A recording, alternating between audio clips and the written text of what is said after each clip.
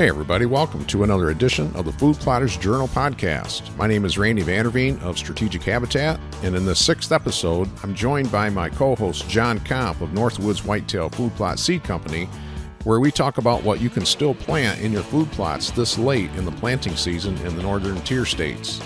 We also cover what you can do if your brassicas have turned yellow or purple due to the plot losing all of its nutrients, and what you can do now to help your plots get a jump start next spring. So thanks for tuning in, and now let's get right into the call with John.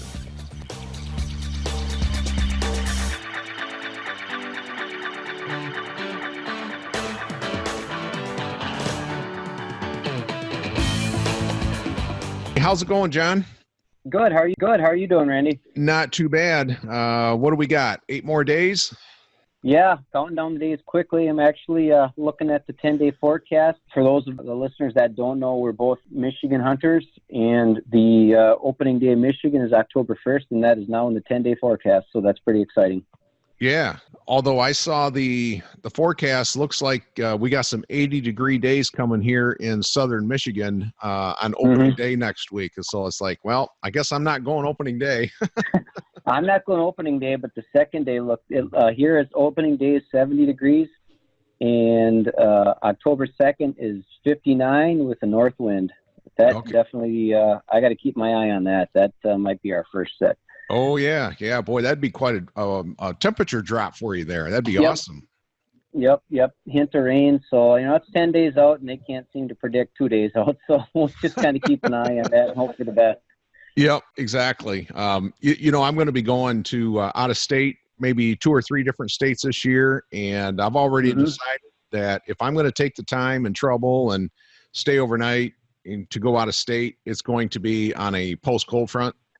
Because absolutely, I hear about way too many guys going down there and then they end up sweating their tail off, or, it's just a blah weather pattern. And yeah. You just don't make as much out of your opportunity as you could on a post cold front. And, I'm even I'm going to utilize that over the moon position and moon phase as well. I don't put much stock in that as much as I do the cold fronts, Yeah, that's with football and just, everyday life stuff, hunting, not just me, but a lot of guys. Your hunts are far and few between, and if you're sitting in the stand 5-6 days a week and not getting your things done around the house or at work, the other half might get a little mad at you. So if you can kind of pick and choose your dates right now, this early season and mid season, we definitely are hunting around cold fronts right now. Even, and it's kind of funny, we even go watch, we call it deer watching, or ride around and look at the deer in the fields, and it's a huge difference from when it's just a 4 or 5, 6 day in a row of the typical 70 or 60 degree days that we're having here in Upper Michigan. Then you get a cold front roll through with some rain, and then the backside of that cold front, it seems like there's 3 or 4 times as many deer out in the fields as there is on those just blah days. So that's absolutely what we're looking for, is the cold fronts. Yep. Yeah, no sense burning out your brownie points with the better half during the October lull, right? I mean, absolutely. Yep. But it's kind of funny when she looks at me and, why aren't you hunting tonight? But anyway, it's getting ready, time to go. Yep. Hey, I saw your picture of that long 2-acre food plot that you had out in the center of that property. Man, I'm telling you what a difference. And just since I saw it, a year and a half ago? Yeah. Amazing. Yeah, that's one of the properties we manage. We had the loggers come in and do some work, and we asked them to clear out a spot, and I wanted a long, thin one. I didn't want a great big rectangle or a big circle or something like that. We wanted long and thin. And, it is 40 yards wide, but it's 2 jumps and the deer can be or 2 bounds and the deer can be into thick cover.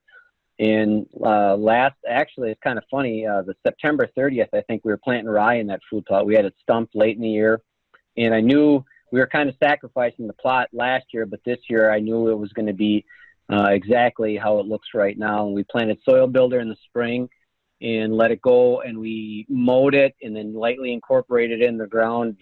We're not quite ready for no-till back there yet, but then we put fall forage and crimson clover in and got timely rains, and it's looking absolutely thick and lush and looks beautiful. We did a top dressing of rye Just the other day, Nathan and I went back there and top dressed it in rye and set a camera and got out of there. And we got a beautiful box blind hidden in some young white pines. Got great access, and they'll never know we're there. They won't know we're coming. So anxious to see what that place develops into. Wow. You know, John, when you say 2 hops into thick cover, I mean, we are talking thick cover. Oh, yeah, you can't. Some of that stuff you can't even walk to. It's that typical upper Michigan, you know, on one end it's an ash swamp, and then on the opposite side it's a cedar swamp, and there's a hardwood area on the south side of it, and then it ends up into that. I think it's called dogwood, gray dogwood, but it's just thick, and there's just a fingers or trails all come together at this particular spot. So wow. We're hoping for good things, Randy. I'm kind of excited to see how that does. I don't think we're going to archery hunt it, maybe once, but I really think rifle season, that spot's going to be pretty good. Okay. Yep. Yeah, boy, I'm excited for you. That I'm going to love to. I'll be waiting with bated breath on what happens in that plot when I know you head in there. So that's going to be great. So, you know, hey, late in the season here, late in the game, still seeing lots of Facebook posts. Hey, you know, just got my food plot ready to go. What can I plant at this late time frame? So what are you recommending mostly, John? I mean, I know it depends on where people are, what kind of soil they got, but I mean, as we get further into the season here, I mean, the seed choices are dwindling down to just a few now, ain't there? Well, yeah, that's really going to be, like you said, depending on the location and of the country. Actually, you know, we've got probably rye, oats is still high on the list right now because we've had such a warm, I want to say fall, as I believe today is the first day of fall. It doesn't look like we're having frost anytime soon, so you can still get some oats. I would absolutely mix winter rye with any kind of planting right now. If you're north of say mid Illinois, mid Iowa, and north of that, Minnesota, Wisconsin, Pennsylvania, New York, absolutely, I'd be putting anything in the ground right now would have winter rye as part of it. We had planted last week and got some rain right after that, and in 7 days the plot was looked like a green lawn. So rye grows fairly quickly, especially if you hit it with a little nitrogen.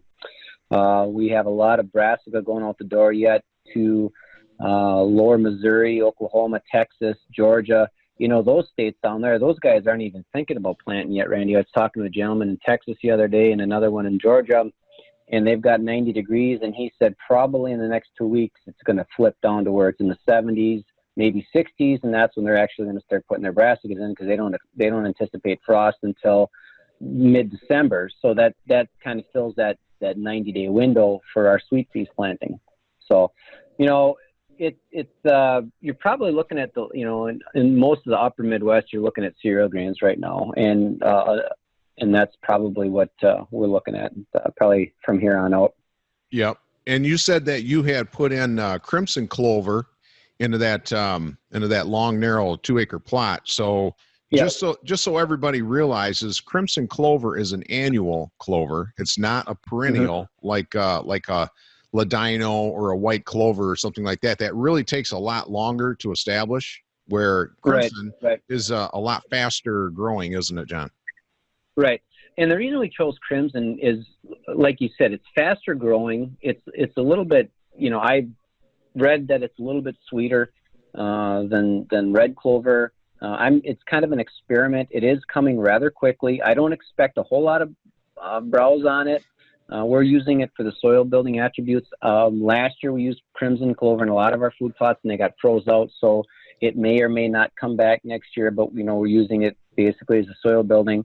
But there might be some attraction if this warm weather holds up. We did another fall forage planting 4 weeks ago in one of our food plots, and we added a lot of red clover to it, and that stuff is just exploding with this warm weather and rain. I mean, that stuff's up 3 inches. I can't believe how fast that red clover is growing. So, there's with the warm weather, the rain, the proper fertilizer, some of the clovers that you do plant now, like the crimsons and the reds, will come out of the ground rather quickly. The chicory in our Clover Blend Plus chicory mix is really really growing quickly too. I mean, some of that stuff is 6 inches tall already that's been in the ground in about 5 weeks. So I'm quite shocked at that. But the white clovers are doing what they typically do in the fall. They kind of come up about 1 inch, 2 inches, and just kind of sit there as you're building a root system. So we do use this time of the year to put most of our white clover plantings in, because that way they can hit the ground running next spring. But right now, we're typically sticking with reds and crimsons right now with our green plantings. Yep, exactly. And, you know, some guys might get a little bit frustrated with some of that perennial white clover, ladino clover, and say, man, it's just not growing very well. It's not growing very fast at all. I mean, what's wrong with my food plot, right? Well, I've got a client up there. He's probably a half hour south of the bridge, and he's had the same thing. But I told him, you know what? You got such a high deer population up there. I think it would really be worth putting in an exclusion cage.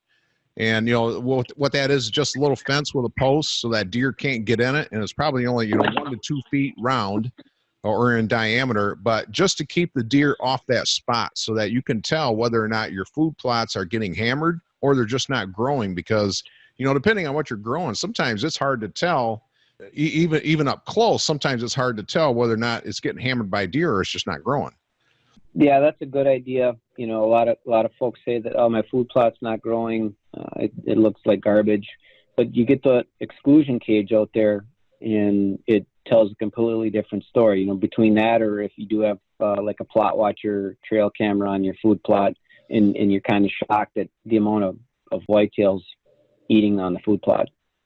Yep, exactly. Where a lot of my plots have been, or a lot of my clients, we've had we've been blessed with a lot of rain so far this month. I mean, it's been very timely rain, and some guys have got, I think, almost too much rain. So, that can probably lead to a loss of fertilizer. Everything is leaching through too fast, right? So how are you dealing with some of those issues, John? Yeah, we've seen that in the last 10 days. I think we've got 7 inches of rain in the last 8 days. On one of our bigger destination plots that I don't think it ever recovered from this spring when we had all that rain. I mean, there was 6 inches of water on this plot, probably all the way up to early June. And I just don't think that, it ever recovered. And then we did some spring planting, plow down in it, and you could just tell the difference in the lower half of the plot to the upper half of the plot, that we actually got to get the red clover utilized and rye in our August and July plow downs. But anyway, what we're doing with that, if it ever dries out, we're looking at the brassicas and just kind of throwing the towel in on the lower part of the plots. It's just, they're stunted, they're purple. They're, 6 to 8 inches tall, and it's just because we've had so much rain and it's taken just about everything out of the ground. So what we've done, and it's working quite well, is every time this rain stops, we go on the higher ground in those lower plots and just overseed rye. And there's going to be a couple of spots, maybe 30 foot diameter, 20 foot diameter, low spot that we're just not going to get anything to grow because it's still underwater. It's, it's been underwater for 2 weeks now. And, it's a 4.5 acre food plot, so we're going to lose maybe 1/8 of an acre total in food. That's not the end of the world, but it's not something we like to see. But we've just been overseeding with cereal grains, maybe a little crimson clover, but, I'm not going to keep throwing fertilizer at that, knowing full well those brassicas just aren't going to recover. So I want, instead of having 6 to 8 inch tall brassicas that may or may not come back, I don't want to keep going into this food plot because season starts soon. So we went in with about 200 pounds per acre of winter rye and seeded where we can. And, that's the end of it. That's just what we've, the hand we've been dealt this year. And we're just going to deal with it with rye and hope for the best next year. Yep.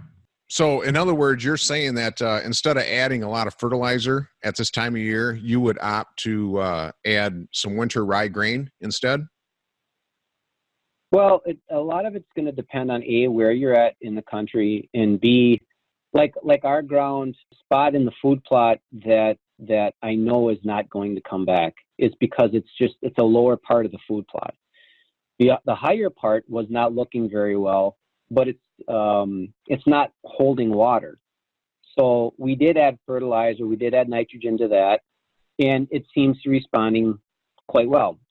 I mean, there isn't any purpling in the leaves or it doesn't look like the plants are stunted, and so we're obviously going to take care of those. But the spots where it just looks like, and I've seen a lot of picture after picture of guys that have food plots underwater right now. All we're doing is just waiting for the water to go down, and we're overseeding winter rye, and maybe a little bit of nitrogen to give that rye a boost, because I am seeing some of the lower spots in the rye planting, the fall forage planting, where the tops of the rye are starting to turn yellow. They're just drowning, and they're starving. And, when you get this much rain, like I said, we've had 7 inches of rain in the last maybe 8 or 9 days. Every storm that comes through, you think you're only going to get a slight drizzle, and the next thing you know, you got 2 inches of rain in the matter of half hour. So it's the season's ending right where it started in the spring, where everything's underwater. I mean, the water in the woods up here, Andy, I've seen water up here that I've never seen standing water before. So I can just imagine, what plots look like across the Midwest if it's anything like this. But now you talk to guys in Ohio, lower Ohio, they haven't seen rain in 2 months. So I wish we could send some of that down there. Yeah. Oh, yeah. I got to believe this has got to be one year with some of your highest rainfall amounts in a calendar year, I would imagine. It's nuts. Yeah. Yeah, it's crazy. We had a pretty dry July. Once about July 15th got here, it didn't really rain until, maybe the 20th of August. We had a month without any rain at all. And I thought, well, we're going to have a pretty dry fall, but couldn't be further from that. It's pretty high rainfall this year. Yeah. I came across a website earlier this year, and I always meant to share this with you or see if you heard about it, but it's called farmlogs.com. You ever heard that? Mm-hmm. So that's the site that calculates rainfall in your area? Yes. Yep. Exactly. Okay. So there's a couple different sites that you can go to, but I found that farmlogs, LOGS, farmlogs.com really works out well. And they've got different pricing structures on there. You can sign up to get an account, and you can get a free account. Doesn't cost you a dime, just an email address, and you can put in the location and even, the size and everything of your food plot. So if you're a non-resident landowner and say you live 2, 3, 4 hours away from your food plot, you can find out exactly how much rain that you've been getting on a daily basis, because farm logs will monitor that for you, and then they'll send you an email report with the last 24 hours. So I've got a guy that just last week Thursday we planted a new food plot in the woods, with a chainsaw and a forestry mulcher, and we created about just over 1 acre in the woods, and then we created another probably 3/4 of an acre of micro plots and a food plot corridor combined. So almost 2 acres of food in the woods. And man, we threw the fertilizer to it. We threw the winter rye grain at it, the crimson clover. Even put down some, what's that stuff called? Plot Max from Antler King, only because, hey, it's so late in the game that pelletized or egg lime's not going to do anything at this point. So I had we put down some of that liquid Plot Max, and was just, praying for rain. And lo and behold, Farm Logs came back and told me that we got 1.02 inches yesterday. So, wow, perfect. Yeah, that was really good timing. So, man, when that email came through from Farm Logs, boy, that was just, I kind of had to do a fist pump. That was, I was kind of worried that all that seed and fertilizer and all that time and effort would have gone to naught for this year anyway. But I got high hopes now for great growth on that property up there. That sounds pretty good. Yeah, good timing. Yep. So was there anything that guys can be planting now this year, this fall, for maybe to benefit deer next spring? We talked about the white clover and whatnot, but is there anything else that guys could be planting now to benefit their food plots for next spring if they wanted to do so? Well, most stuff that you're planting now is going to not winter very well, like your brassicas are going to die. Most of your cereal grains are going to die, other than rye or wheat, and that's going to be helpful in the spring for the whitetails. Obviously, We really like to do our clover plantings now. We're probably getting to the end of that here in Upper Michigan, but we like, for people that want to plant clover, I think now is the perfect time to do it. The further south you get, the better. And I think it just is the perfect time to do it. And we don't do a standalone clover planting. What we do is usually we add what's called our fall forage mix, the cereal grains and the peas. And that becomes let's say you're going to put a 1 acre clover plot in, or, whatever size. We're going to use the proper amount of clover seed. And then we're also going to use anywhere from 75 to 100 pounds of oats, rye combination, or the fall forage. And that actually becomes the attractant. The white, we talked about this before, Randy, but the white clover grows very slow. It pops out of the ground, comes up a couple inches, and then just sits there while it's developing the root system. Same thing, the chicory grows a little bit faster, and they might utilize that this fall yet. But by and large, the white clovers aren't going to do a whole lot for attraction. So if it's a plot you want to hunt over or attract deer to this fall, you obviously want cereal grains in there. And that is going to be your attractant and your nurse crop this fall. So that's what you're going to be hunting over, even though there's clover in the food plot. Then next year, if the rye or the wheat comes back, that's not, that's fine. That's what it's designed to do. It'll feed the deer right away when the snow melts. And then you can cut it 2 or 3 times. I think usually our rye or our winter wheat disappears after 2 or 3 mowings, and then you've got a really nice, hopefully weed-free clover plot. Yeah, exactly right. So if guys know, though, right now that they've got some pH problems on their plot, say that the pH is pretty low, it's in some sandy soil, by all means, it might not be a bad idea just to hit it with a bunch of lime just to get a jump start on that pH level for next year, right? Right. We do a lot of our liming in the fall. Some of the plots that are really struggling, we'll hit it again in the spring. But yeah, that's usually typically when we do ours, we do our fall plantings when we hit it with lime. Yeah. And so if guys aren't let's say they put out an exclusion cage and they find out that indeed they're the plot's not growing very well because the height of the plants are about the same inside the cage as outside the cage. So, maybe they've got a pH problem. Who knows what the issue is, but might not be a bad idea then if you're really disappointed to do a thorough soil test, get that, find out what your pH is and all your nutrient levels. And yeah, if your pH is really low, would you recommend then at this time of year to put on pelletized lime or egg lime? Egg lime being the powdered stuff. Yeah, this time of year, if you're not going to be able to work it in the ground, you've got a plot growing and you've got deer coming to it, I would probably be more inclined to put pelletized lime down.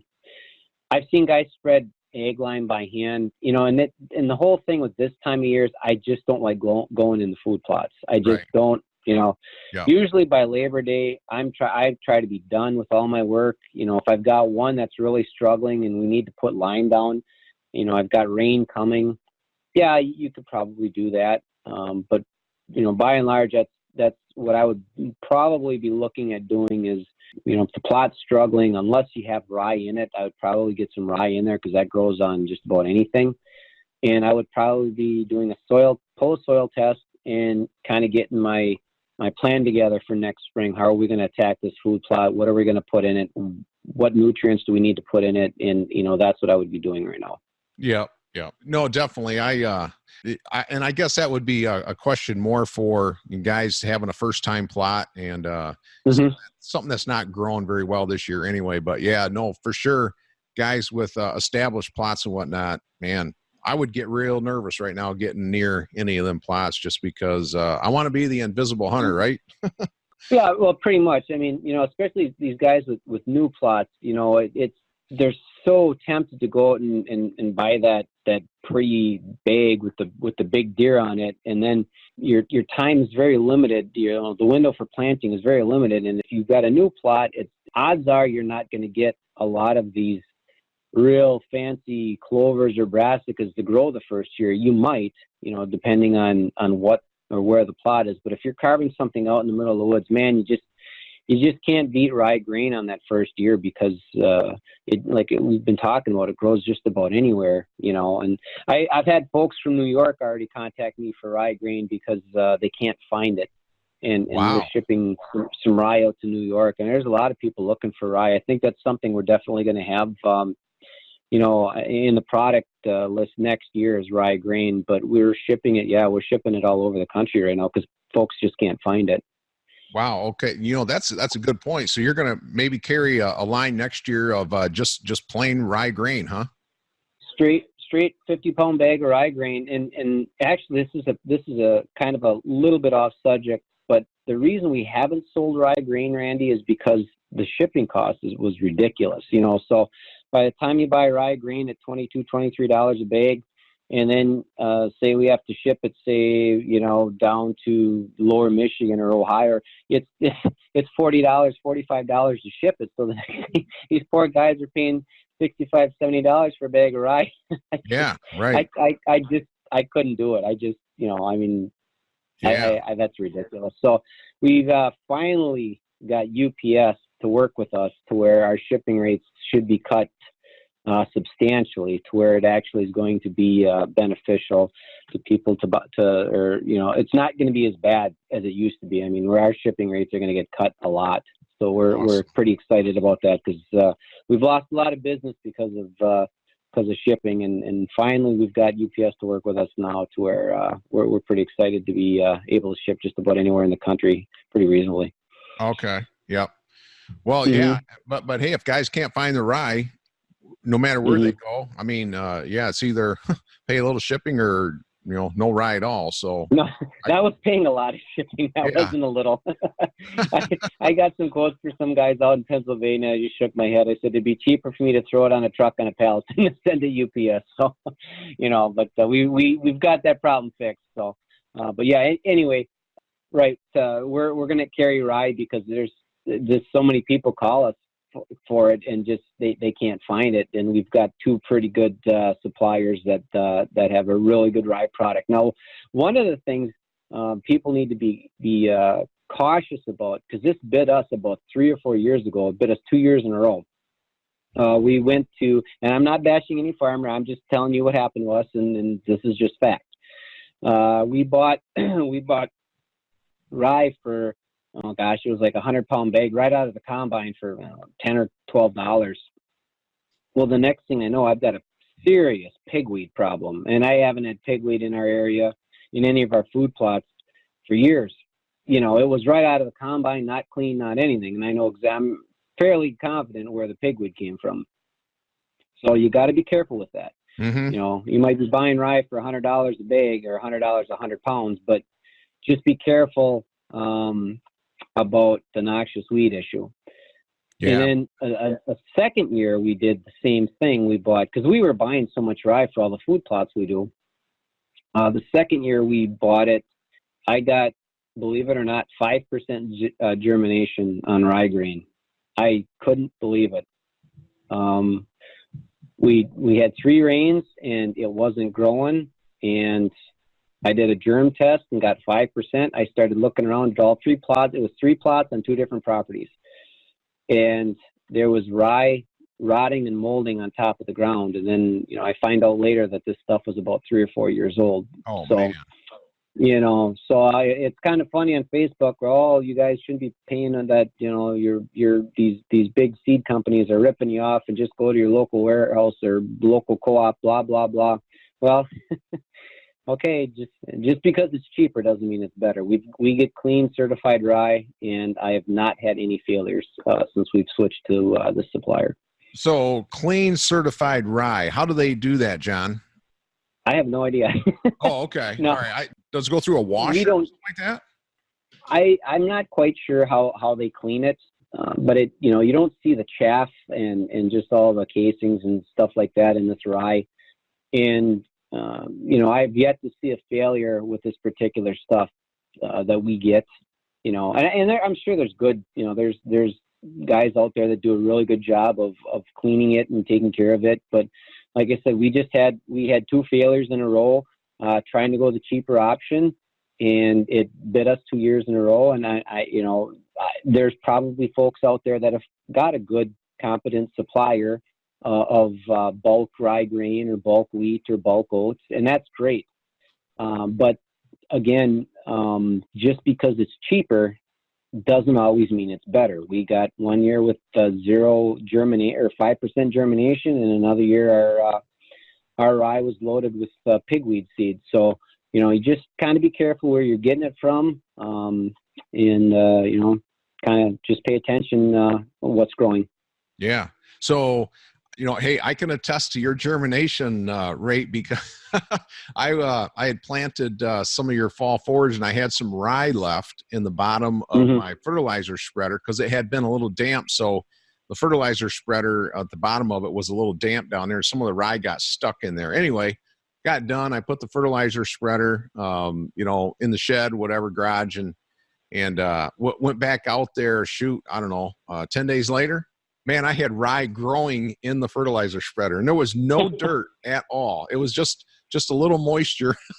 And it got just enough light. And it was funny. I had rye grain growing in a plastic fertilizer spreader. So stuff will grow, like you say, almost anywhere. I've got it growing in my 4-wheeler in the foot pedals and the foot rests. And then where we usually in our front yard, I wash out all my equipment after every planting. It's a massive 10 by 10 foot food plot now. It's clovers and brassicas, radishes, rye, you name it, it's growing there. So I don't ever doubt the germination of our seeds. Yeah, exactly. So guys that have seed left over from this fall, John, they are guys got all their food plots planted, and maybe they bought a little bit too much seed. Is there some seed varieties that you would say, yeah, you could probably plant that and use it a couple years down the road, and in other varieties maybe you can't? What do you think about that? It seems to be that our screen loses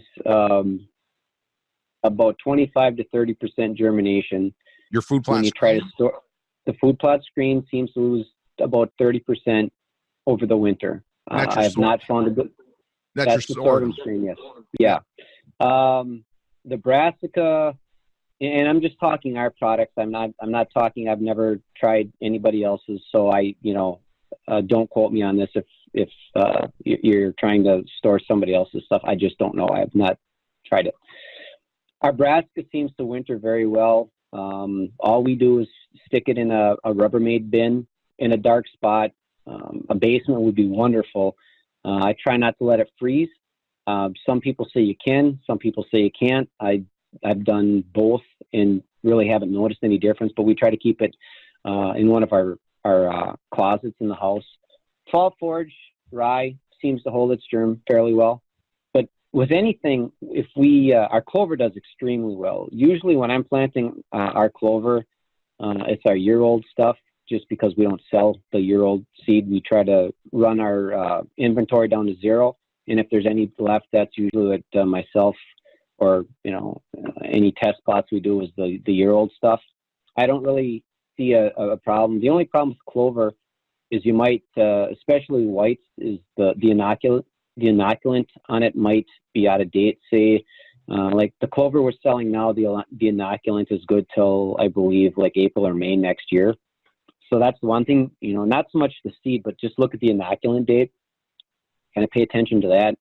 But for storage, I always recommend just to keep peace at home, keeping it in a plastic, like a Rubbermaid bin or some sort of a sealed bin that the mice or something can't get at. Yep. It's the last thing I need is seed all over one of our closets that the mice or something got into. So we keep it in a sealed bin and just, room temperature or a cool basement, 50 degrees and dark. And that just seems to work the best for us. Yeah. Yeah. You definitely don't want to leave it in a garage in the summertime. I mean, when you get temperatures that, literally get in the 90s, hundreds in a garage. Yeah. And that's pretty much the death knell right there. Yeah, I would think that's not the best, because then especially if you got, like our garage, the humidity, the floor sweats, you get real humid. Then the next thing you know, it's dry, and then it's humid again. I just try not to carry anything over in the winter. we're going to sweep out the floor probably next week, and I'll probably get a pound or two of seed from underneath all the shelves and stuff, and we'll just go toss it in the food plot, and it is what it is. So that's what we just try not to carry everything over the winter, and I know that's not possible for everybody, but the best way to store it, and again, there might be better ways, but this is just how we've done it and been successful with it, is just a Rubbermaid bin in a cool dark spot, and you should be good. Yep, good.